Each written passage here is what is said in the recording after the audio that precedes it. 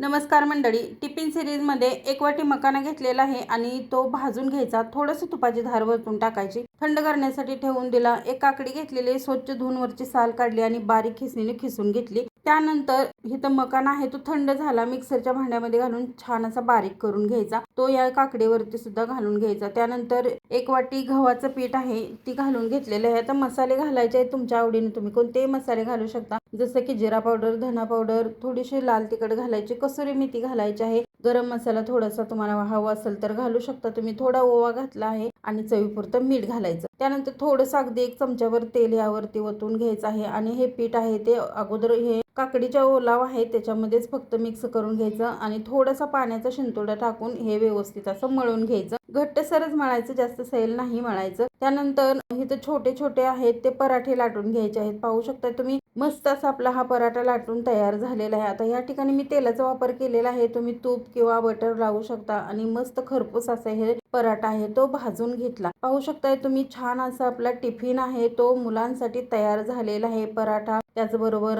बदाम आणि काजू घेतलेले आहेत, ते ड्रायफ्रूट झाले तयार आणि एक पेरू घेतलेला आहे. तुम्ही कोणताही पदार्थ देऊ शकता.